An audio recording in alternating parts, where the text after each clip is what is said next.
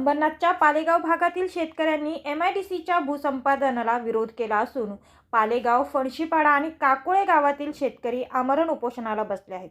मनसेने शेतकऱ्यांच्या या उपोषणाला पाठिंबा दिला आहे. जोपर्यंत न्याय मिळत नाही तोपर्यंत आमरण उपोषण सुरूच ठेवणार असल्याचं शेतकऱ्यांनी यावेळी म्हटलंय. सरकारने 1972 साली अंबरनाथमध्ये MIDCसाठी शेतकऱ्यांच्या जमिनी संपादित केल्या होत्या. 2007 साली पालेगाव, काकोळे आणि फणशीपाडा भागातल्या जमिनीही ताब्यात घेण्यात आल्या होत्या. काही शेतकऱ्यांनी या जमिनीचा मोबदला घेतला, मात्र अनेक शेतकऱ्यांनी या भूसंपादनाला विरोध केलाय. आमच्या सुपीक आणि कसदार जमिनी MIDCने घेतल्यावर आम्ही खायचं काय, असा प्रश्न शेतकऱ्यांनी विचारलाय.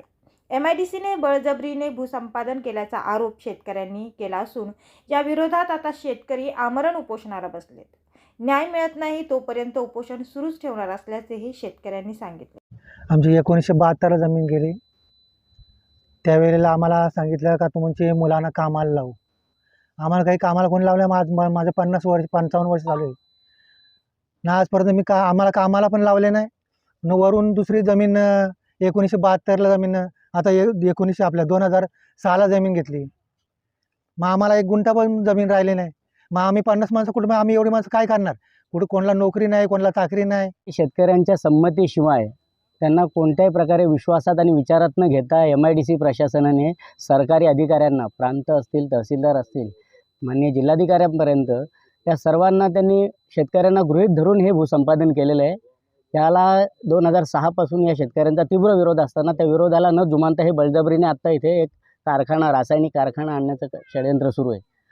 आणि त्या भूसंपादन रद्द व्हावं आणि ते कारखाना इथे येऊ नये यासाठी हे शेतकऱ्यांचं उपोषण आहे.